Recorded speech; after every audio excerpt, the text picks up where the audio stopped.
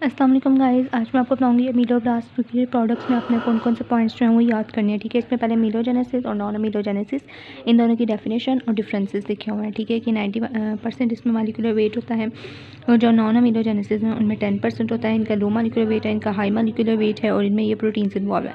ठीक है, ये चीज़ें आपको बतानी चाहिए। 3-4 पॉइंट्स हैं, ये आपने अच्छे तरीके से याद करने हैं।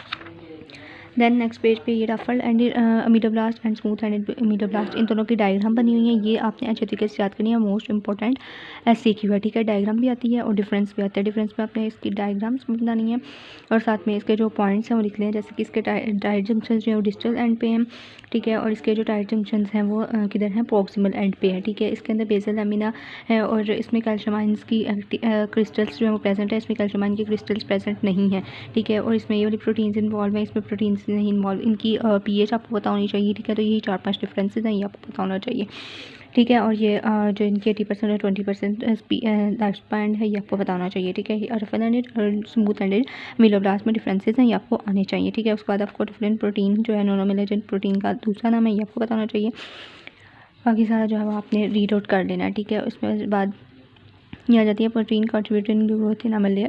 ये जो है नॉन अमीलोजेनेसिस, इनमें जो प्रोटीन्स हैं इनके नाम है ये आपको बताना चाहिए, और अमीलोजेनेसिस में है ये आपको प्रोटीन्स के नाम पता होने चाहिए। पिछले पेज पे भी लिखे थे। ठीक है, तो ये आपने टेबल सारा नहीं करना, बस जो आपको मेन पॉइंट्स बताए हैं वही आपने करने हैं। ठीक है, टेबल इतना इंपॉर्टेंट नहीं है। ठीक है, उसके बाद बाकी सारा ये जो है, अगर आपके पास टाइम है तो आप रीड कर लें, वरना ये प्रोटीन्स जीन्स वगैरह हैं ये मोस्टली नहीं आती होती। ठीक है, तो इस पर आप अभी मतलब पहले सारे चैप्टर काट लें, फिर आपके पास जब टाइम बचे तब आप इसको एक दफ़ा रीड आउट करने का करना चाहिए, वैसे ये इंपॉर्टेंट नहीं है। ठीक है, देन आ जाता है मिनरल पाथवे एंड मिनरलाइजेशन। ये बहुत ज़्यादा इंपॉर्टेंट है, इसमें SCQ और MCQ बनते होते हैं। ठीक है, तो ये आपको बताना चाहिए। यहाँ से आपने याद करना शुरू करना है कि एनामल की लेयर जो है वो बनती है और वो मेनटेन होती है एनामल आर्गन से। ठीक है, उसके बाद कैल्शियम आयंस जो है वो आते हैं ब्लड में। जो मैंने पॉइंट्स अंडरलाइन किए हुए हैं ये लाइन्स आपने अच्छी तरीके से याद कर लेनी है। ठीक है, सार्कोप्लाज्मिक रेटिकुलम के बताना, फिर स्ट्रेटम इंटरमीडिएट के बारे में बताना, फिर आपने ये जो मैंने पॉइंट्स लिखे हुए हैं इनको आप भी अंडरलाइन कर लें और ये सारा एक दफ़ा आपने अच्छे तरीके से गो थ्रू कर लेना है। ठीक है, ये MCQ के लिए लाइन इंपॉर्टेंट है।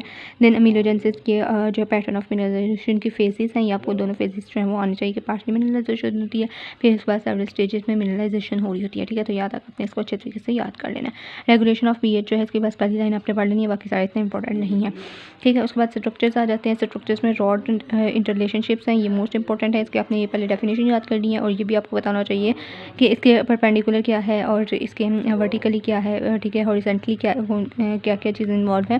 ये सारा पैराग्राफ आपने अच्छे तरीके से याद करें, मोस्ट इंपॉर्टेंट क्वेश्चन है, MCQ SCQ के लिए पूछा जाता है। ठीक है, उसके बाद देन ये वाला है कि इसके रेगुलेशन कंप्लीट 2 स्टेप्स में हो रही होती है। एक इरेगुलर कोर्स होता है और दूसरा जो है वो रॉड इंटरविन के तरह से होता है। ठीक है, तो ये आप पॉइंट्स इसके लिख देंगे और बीच में एक एक लाइन इसकी लिख देंगे।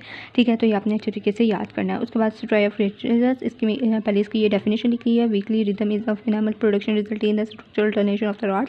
ठीक है, ये डेफिनेशन आपको आनी चाहिए, पता होना चाहिए कि क्रॉस सेक्शन में ये अपीयर होते हैं कंसेंट्रिंग। ठीक है, कंसेंट्रिंग रिंग्स के तौर पर। ठीक है, और वैसे जो है ये अपीयर हो रहे होते हैं ये लॉन्गिट्यूड में जो है ये सीरीज़ ऑफ 9 के तौर पे एक्ट हो रही होती है। ठीक है, यहाँ पे कंसेंट्रिक रिंग्स है और सीरीज़ ऑफ द लेंथ में जो है ये आपको पता होना चाहिए, और ये डायग्राम भी आपने बनानी है। ठीक है, इसको इस तरह से बना के तो इधर इस तरह से लाइन्स बना देनी है आपने। ठीक है, इसके बाद हमारे पास आ जाता है कि न्यूनेटल लाइन्स, ये बहुत ही ज़्यादा इंपॉर्टेंट है, ये पूछी जाती हैं, आपको आनी चाहिए इसकी पूरी लाइन डेफिनेशन।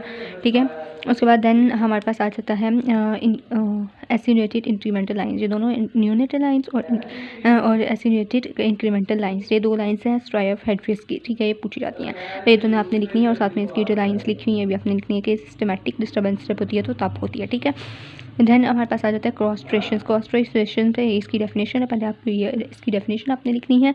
ठीक है, कि डायगोनल रिथमेसिटी होती है in rod formation, organization crystals within the rod और structure interrelation between the rods in the inter rod in. ये डेफिनेशन लिखनी है। देन आपने ओब्लिकली सेक्शन बताना है इसका, ये जो हमारे पास लिखा हुआ है रेट और अप्रॉक्सीमेटली 4 माइक्रोमीटर ये आपने बताना है पर डे। ठीक है, और ये वाली एक लाइन लिख देनी है। ठीक है, 3-4 पॉइंट्स आपने लिख देने हैं, लेकिन इसकी डेफिनेशन जो है वो अच्छे तरीके से आपने पहले लिख दी है। ठीक है, ये डेफिनेशन अच्छे तरीके से याद करनी है। इन सब की डेफिनेशन आपको अच्छे तरीके से आनी चाहिए। बैंड्स ऑफ हंडर एंड श्रिंक्चर, ये मोस्ट इंपॉर्टेंट है। ठीक है, पूछा जाता है इसका भी पूरी एग्जैक्ट इसी तरह से आपने डेफिनेशन याद करनी है। यहाँ तक इसकी डेफिनेशन है। ठीक है, यहाँ तक आपने याद करनी है, और ये फाउंड होते हैं into the 2/3 of the enamel. यहाँ तक आपको इसकी डेफिनेशन आनी चाहिए, यहाँ से लेकर यहाँ तक। ठीक है, उसके बाद ये आपने बताना है कि इसमें 2 बैंड्स हैं, डार्क एंड लाइट बैंड है। ठीक है, डार्क बैंड जो लॉन्गिट्यूड में होते हैं, लाइट बैंड ट्रांसफर्स होते हैं, ये आपको बताना चाहिए। अभी पूछा जाता है कि ये अपीयर क्यों होते हैं, ठीक है, तो आपको बताना चाहिए कैल्सिफिकेशन की वजह से, परमेबिलिटी की वजह से और changes in the direction of the rod की वजह से, ठीक है। तो ये 3-4 पॉइंट्स हैं, ये आपने अच्छे तरीके से याद कर लेने हैं। देन ये सारी आपने डायग्राम्स वगैरह नहीं करनी, ये वाली डायग्राम ही आपने कर लेनी है। इसको आपने इस तरह से लाइंस बना के, ठीक है, इसको ऐसे ऐसे ऐसे वैल्यू, ठीक है, बनानी है इसकी एलिवेशन और डिप्रेशंस, ठीक है। डेंटीन होगी, ठीक है, ये डेंटिनो इनेमल जंक्शन मान जाएगा, ऐसे ऐसे कर देना और यहाँ पे इनेमल बना देना।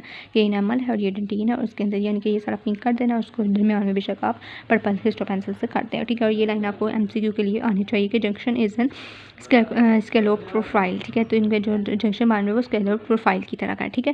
तो ये चीज़ आपको आनी चाहिए, ठीक है। उसके बाद नाल इनेमल जो है मोस्ट इंपॉर्टेंट है, इसकी आपने डेफिनेशन यहाँ तक अच्छे तरीके से याद करनी है और बाकी इसका 1 पॉइंट 2 पॉइंट जो आपने लिख देने हैं, ठीक है। उसके बाद आगे जाता है इनेमल टफ्स एंड लैमेले, इसकी भी डेफिनेशन आपको आनी चाहिए, ठीक है। उसके बाद आपको कि डेंटिनो इनेमल जंक्शन से लेके तो डिस्टेंस ऑफ द इनेमल तक जान रहे होते हैं, ठीक है।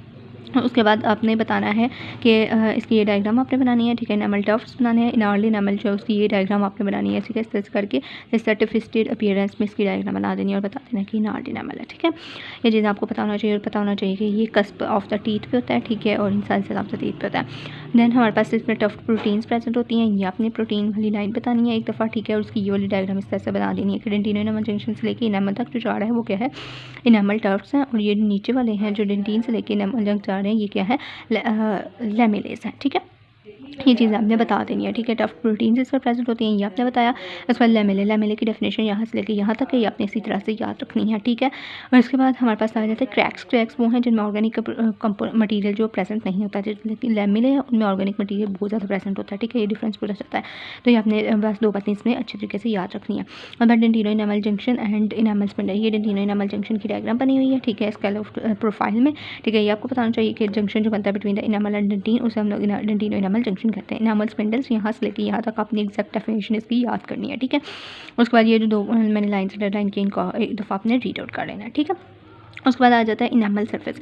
इनेमल सरफेस में जो है वो हमने बतानी है क्या क्या चीज़ें जो है वो इन्वॉल्व होती हैं, ठीक है। इसमें पेरिकामाइटा है, उसके बाद हमारे पास जो है इसमें जो ग्रिड लाइन्स हैं प्रेजेंट, तो ये आपको बतानी है, ठीक है। तो कैरेक्टराइज होते हैं सेवरल स्ट्रक्चर से, ठीक है। डेंटिनो इनेमल जंक्शन और the outer surface of the enamel where this shallow fluid बनाते हैं यहाँ से लेके तो यहाँ तक इसकी डेफिनेशन है पेरिकामाइटस की, पेरिकामेटा की, सॉरी, ठीक है। तो नॉर्मली इसको ये कॉमनली जो है वो डेंटिनो इनेमल जंक्शन में शो होते हैं, ठीक है, यानी कि एक्सटर्नल मैनिफेस्टेशन है स्ट्राइयोडेसिस, ठीक है। ये आपने लाइन जो है यहाँ तक याद करनी है। जगेड लाइंस आपने बताना है कि लैमेले या फिर cracks in the enamel appear as a jagged lines, ठीक है। इसके बाद सेवरल स्ट्रक्चर्स इसमें जो है वो इंक्लूडेड है,